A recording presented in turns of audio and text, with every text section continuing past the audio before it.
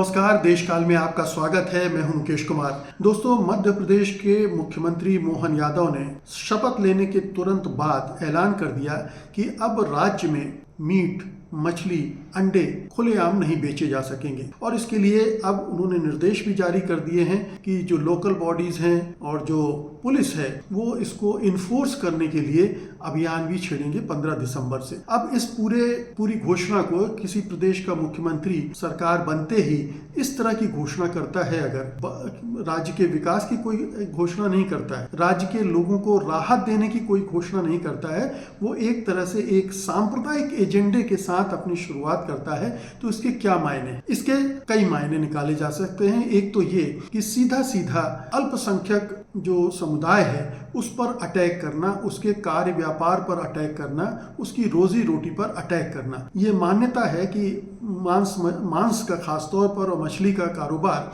अल्पसंख्यक समुदाय, मुसलमान समुदाय के लोग करते हैं और अगर ये व्यापार पर को प्रतिबंधित कर दिया जाए या खुले में बेचने से बंद कर दिया जाए तो उनका कारोबार प्रभावित होगा, उनकी अर्थव्यवस्था डावाडोल होगी, वो कमजोर होंगे और उनको दबाया जा सकेगा आसानी से। उनको दबाने का ये एक जरिया है और एक संदेश इसके जरिए दिया जा रहा है कि ये जो सरकार आई है वो अल्पसंख्यकों के साथ किस तरह से पेश आ रही है, किस तरह का सलूक करेगी ताकि बहुसंख्यक वर्ग जो है वो खुश हो जाए। हालांकि जो शाकाहारी और मांसाहारी का सवाल है उसमें हिंदुस्तान में मांसाहारियों की संख्या कहीं ज्यादा है, लेकिन आरएसएस का जो सोच है वो शाकाहारी के पक्ष वाला सोच है। हिंदुओं में भी बहुसंख्यक लोग मांसाहारी होते हैं, वो अंडे खाते हैं, मीट मछली खाते हैं, ये सब होता है, लेकिन ये इंप्रेशन दिए जाने की कोशिश होती है कि जो मांसाहार है वो दरअसल अल्पसंख्यक करते हैं, हिंदू नहीं करते हैं, जो कि गलत धारणा भी है। बहरहाल, लेकिन इसके राजनीतिक मकसद क्या है, हमें इस पर गौर करना चाहिए कि 2024 के आम चुनाव के ठीक 4 महीने पहले एक राज्य का मुख्यमंत्री अगर इस तरह की घोषणा करता है तो वो कौन से राजनीतिक हित साधने के लिए ऐसा करने जा रहा है और क्या एक वही नहीं जो दूसरे राज्यों में भी मुख्यमंत्री बने हैं और खास तौर पर आरएसएस के लोग मुख्यमंत्री बने हैं, क्या वो भी इसी को फॉलो करेंगे? फॉलो करेंगे ही, क्योंकि लव जिहाद का मुद्दा उठता है वो उठा लेते हैं, अल्पसंख्यकों का कोई भी मुद्दा होता है उनको वो बाकी राज्य भी उठाते हैं और कार्रवाई शुरू कर देते हैं। तो अब बाकी राज्यों में भी होगा। जो हिंदू कार्ड है, हिंदुत्व कार्ड है, वो इस पूरे घोषणा का आधार है। 2024 के लिए पूरे उत्तर भारत में एक माहौल बनाना है हिंदू मुस्लिम का, और इस हिंदू मुस्लिम को का संभव बनाने के लिए बीजेपी बहुत सारे हथकंडे आजमाएगी।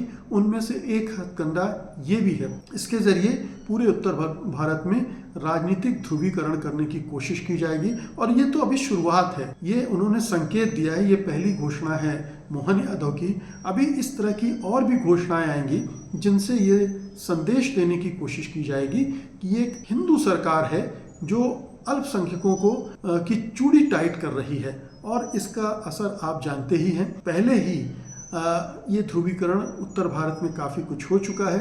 जो उत्तर भारत के राज्यों में भारतीय जनता पार्टी को जीत हासिल हुई है या उत्तर प्रदेश में जिस तरह का माहौल बना है उसके पीछे ये हिंदू मुस्लिम की राजनीति है। योगी आदित्यनाथ लगातार इस तरह की राजनीति करते रहे हैं। उन्होंने जो बुलडोजर संस्कृति का आविष्कार किया है उसका एजेंडा भी यही है। अल्पसंख्यकों के खिलाफ जो अभियान चलाए गए हैं उसके पीछे भी यही एजेंडा रहा है।